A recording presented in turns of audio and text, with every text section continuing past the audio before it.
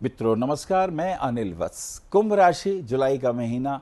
कुंभ राशि शनि की मूल त्रिकोण राशि और शनि का इस वक्त वृश्चिक राशि में गोचर में प्रवेश। सबसे बड़ी बात, मरकरी और शनि का एस्पेक्ट आमने सामने है और इसी हिसाब से सूर्य और चंद्रमा का भी एस्पेक्ट फिलहाल आमने सामने है। तो लगभग पूर्णमासी के भी ये योग बनते हैं। आर्थिक दृष्टि से लाभ कितना होगा, प्रॉपर्टी में इन्वेस्टमेंट होगा तो उसमें कितना फायदा होगा, और गृहस्थी में हस्बैंड वाइफ के रिलेशन में जो तनाव या परेशानी देखी जा रही है वो कितनी कम हो जाएंगी, इस विषयों पे कुछ बातचीत करेंगे। और कुंभ राशि जिसका स्वामी शनि है, शनि का वृश्चिक राशि में प्रवेश, यानी Lord of ascendant is place in the now 10th house, अर्थात काम करने में उत्सुकताएं बढ़ेंगी। चलिए पहली और दूसरी तारीख की बात करते हैं। पहली और दूसरी जुलाई। तो ऐसी स्थिति में आर्थिक दृष्टिकोण से शुभ योग बनेगा और ये शुभ योग इस दृष्टिकोण से भी अच्छा रहेगा कि किस प्रकार से धन की हमें प्राप्ति हो। हर आदमी चाहता है मैं मेहनत करूं और फाइनेंशियली मुझे उसका लाभ भी हो, लेकिन आपको एक बात का ध्यान रखना है कि आपका रुपया कहीं बीमारी में, कहीं कर्जे उतारने में ना व्यय हो जाए, क्योंकि दिस इज़ वेरी इंपॉर्टेंट। पैसा मिलने का योग है लेकिन पैसा कहाँ खर्च होगा। ध्यान रखें, धन की तीन ही गतियाँ होती हैं। पहली गति होती है उसका दान करें। दान का अर्थ होता है शुभ कामों में लगाएं, परोपकार में लगाएं। भाई को ज़रूरत है, बहन को ज़रूरत है, मित्र को ज़रूरत है, कहीं हॉस्पिटल में लगाना है या आपने देश हित के अंदर लगाना है, सैनिकों के मान सम्मान की वृद्धि के लिए वहाँ धन लगाना है, हॉस्पिटल में लगाना है, एजुकेशन में लगाना है, तो ये सबको दान के अंतर्गत हम लेते हैं। ये धन की सर्वोत्तम गति होती है। और दूसरी गति होती है खुद अपने ऊपर लगाइए, गाड़ी खरीद लीजिए, बंगला खरीद लीजिए, खाने पीने की अपनी व्यवस्थाएं बनाएं, अपने ऐश्वर्य की वृद्धि करें। और अगर ये दोनों नहीं करेंगे तो तीसरी गति धन की नाश की होती है, चाहे उसे चोर ले जाएगा या सेल टैक्स इनकम टैक्स में चला जाएगा या कोई वकील ले जाएगा या कोई डॉक्टर इत्यादि के माध्यम से बीमारियों में रुपए का खर्च होने का योग बन जाता है। पहली दूसरी तारीख अच्छी, मान सम्मान की वृद्धि। 3, 4, 5 तारीख की यात्रा करते हैं। 5 तारीख को गणेश चतुर्थी है। गणपति का ध्यान करते हुए गंग गणपति नमः, विघ्न विनाशक है गणपति। कोई भी विघ्न आए गणपति का ध्यान करें, विघ्नों को हर लेते हैं, ऐसा गणपति के लिए कहा जाता है। और 5 तारीख की यात्रा करते हैं, 4, 5 तारीख की। तो 4 तारीख की जो यात्रा है उसके अंदर थोड़ा मन, थोड़ा डिप्रेशन में थे, बहुत भाग दौड़ करी आपने, थक गए, लेकिन 5 तारीख की स्थिति जो होगी वो अनुकूल हो जाएगी। अब थोड़े पॉजिटिव हो जाएंगे, थकान भी थोड़ी कम हुई, ऊर्जा आने लगी, टारगेट अचीवर बनते हुए हमें जो जो अपना मिशन सॉल्व करना है उसके अंदर आगे बढ़ेंगे। और अगर बॉस के साथ कोई काम है या कोई मीटिंग है ऑफिस में तो वो पॉजिटिव होगी, सकारात्मक होगी, शुभ होगी। 6, 7, 8 तारीख की यात्रा करते हैं। 7 तारीख को बुध का मिथुन राशि में प्रवेश हो जाता है। आपके लिए ये अच्छा, बिकॉज पंचम भाव के अधिपति जो बुध हैं अब अपने घर में आ गए हैं। बुध सूर्य बुध का योग का अर्थ होता है बुध आदित्य योग। ऐसे में आपके किसी दोस्त से मिलना होगा, किसी गर्लफ्रेंड से भी मिलना हो सकता है और ये पॉजिटिव होगा, क्योंकि जीवन में एक चीज़ बहुत इंपॉर्टेंट है, अपने हम उम्र के दोस्त वगैरह मिले और दोस्त अगर अच्छे हों, पॉजिटिव हों, क्रिएटिव हों, कंस्ट्रक्टिव हों तो जीवन में लाभ होता है। तो ये कॉम्बिनेशन अच्छे, आर्थिक दृष्टिकोण से लाभ होने की प्राप्ति के ये योग बन रहे हैं। इसी के साथ साथ आगे यात्रा करते हैं जिसमें और हमें क्या क्या फायदे हो सकते हैं आपके लिए उसकी चर्चा करते हैं। 9, 10, 11 तारीख की यात्रा करते हैं तो ये यात्रा मित्रों का सहयोग प्राप्त होगा, लेकिन एक बात का ध्यान रखें, छोटी छोटी बातों पे आवेश ठीक नहीं है। पार्टनरशिप वगैरह की अगर कोई बात हो, बिजनेस डील हो तो उसे अवॉइड करिएगा। और अगर किसी मित्र से धन लेना हो तो उससे मांगिएगा प्रेम पूर्वक, ये योग अच्छा रहेगा। 10, 11, 12 तारीख की यात्रा करते हैं। ऐसी स्थिति में समय अब अनुकूल आ जाएगा, लेकिन आपको कोई टेंशन हो जाएगी। किसी स्त्री के संबंध में, पत्नी भी हो सकती है, महिला मित्र भी हो सकती है, बहन भी हो सकती है, बेटी भी हो सकती है, किसी स्त्री के माध्यम से कोई टेंशन होगी, उस टेंशन को सॉल्व करना होगा। कोई प्रॉब्लम अगर आए तो उसे भागना नहीं है, उसको बैठ के टेबल पे बातचीत करके सॉल्व किया जा सकता है। अपने स्वास्थ्य का ध्यान रखिएगा और ये बहुत ज़रूरी भी है, क्योंकि स्वास्थ्य जो है स्वयं में यदि व्यक्ति स्थित होता है, एक तो हेल्थ के पॉइंट ऑफ व्यू से, एक मानसिक दृष्टिकोण से भी हम बहुत चिंतित होते हैं।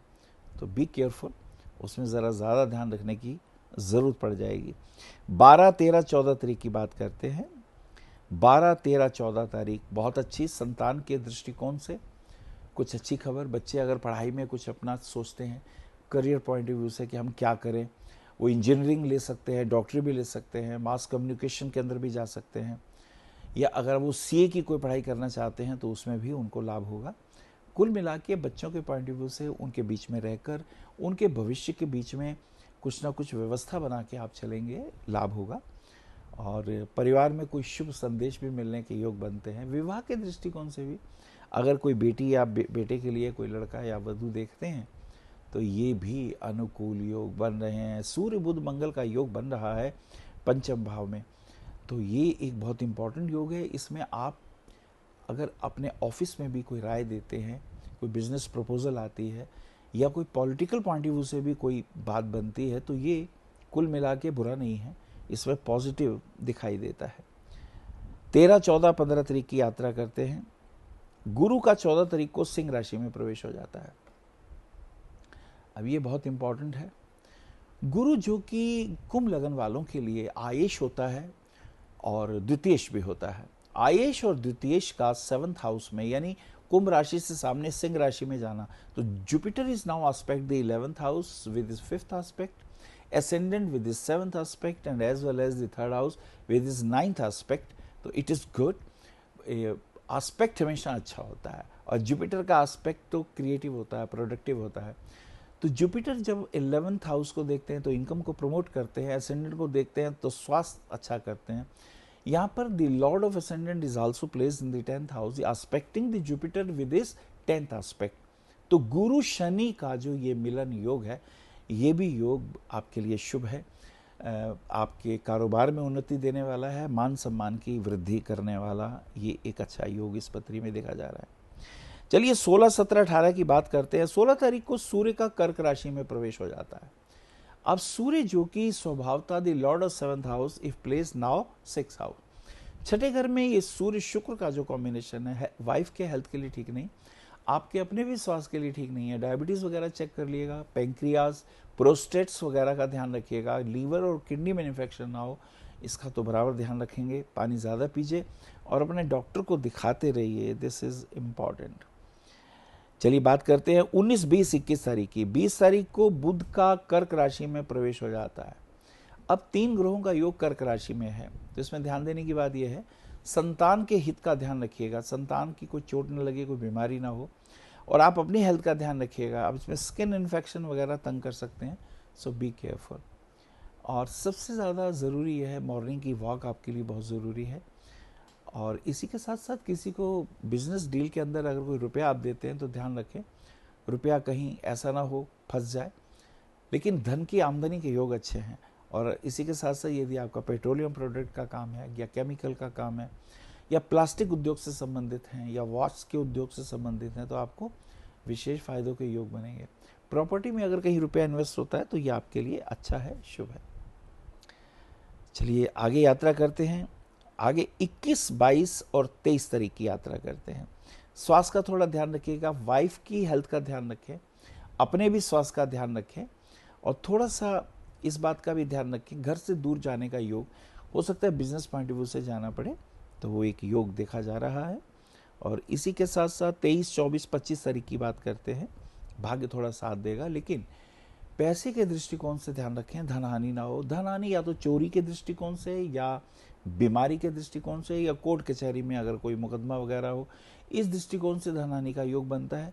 और अपने परिवार के सदस्यों की हेल्थ के प्रति प्लीज़ कॉन्शियस रहिए, और ऊपर से उतरते वक्त ध्यान रखें कहीं पैर स्लिप वगैरह ना हो जाए, नहीं तो कमर में तकलीफ आने के योग दिखाई देते हैं। हस्बैंड वाइफ के रिलेशन भी आपके पॉजिटिव होने चाहिए। छोटी छोटी बातों पे अगर बात बिगड़ती है तो उसे कंट्रोल भी करना चाहिए, दिस इज इम्पॉर्टेंट। आगे चलते हैं, खास करके 24, 25, 26 तारीख की ओर यात्रा करते हैं। इस समय अनुकूल है, और अगर आप जॉब करते हैं तो बॉस के साथ अच्छे संबंध बनेंगे। कोई पुराना केस जो रुका हुआ था उसके सॉल्व होने के योग दिखाई देते हैं। मित्रों का सहयोग भी आपको भरपूर मिलेगा, यद्यपि उसमें थोड़े से डिफरेंसेस भी रहेंगे, तो ये इम्पॉर्टेंट रहेगा। और इसी के साथ साथ अगली यात्रा करते हैं 28, 29, 30 तारीख की। 30 तारीख को मंगल का कर्क राशि में प्रवेश हो जाता है। जब मंगल कर्क राशि का प्रवेश करते हैं, now this is important, health के लिए ध्यान रखना है, चोरी ना घर में हो जाए इसका ध्यान रखिएगा, हॉस्पिटल में ना जाना पड़े या कोई कोर्ट कचहरी का लफड़ा ना हो। हस्बैंड वाइफ के रिलेशन तो ज़रूर किसी तीसरे की वजह से या दूसरे की वजह से परेशानी में आ सकते हैं, तो आप अपने रिलेशन को ठीक रखिएगा। अगर किसी और के कारण कष्ट हो रहा है तो उसको अलग रखिए, अपने रिलेशन को कूल रखिएगा। हेल्थ का ध्यान रखिएगा, धनहानि का योग है, हेल्थ को खराब होने का योग है, तो डॉक्टर वगैरह के पास जाके अपना पूर्ण चेकअप वगैरह कराते रहें। 31 तारीख को गुरु पूर्णिमा है, गुरु भगवान की तरह होते हैं। गुरु से आशीर्वाद लेते हुए आपके लिए कहूँगा पन्ना रत्न पहन लीजिए, नीलम रत्न पहन सकते हैं, नीलम ना पहने तो काले घोड़े की नाल का छल्ला पहन सकते हैं और ओपल रत्न धारण कर सकते हैं। ये महीना आपके हेल्थ के लिए, घर के फैमिली रिलेशन के लिए, चीटिंग के लिए, धोखे के लिए है, सो बी केयरफुल। हरि ओम। विशेष जानकारी के लिए संपर्क करें भविष्य कथन BE 279 गली नंबर 6 हरिनगर न्यू दिल्ली 110064।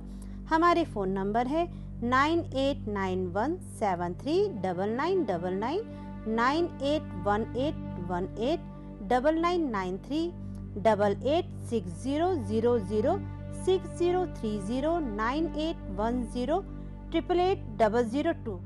हमारी वेबसाइट है www.bhavishyakathan.org। ईमेल है acharyaanilvats@gmail.com। अपॉइंटमेंट के लिए संपर्क करें सुबह 11 बजे से शाम 6 बजे तक।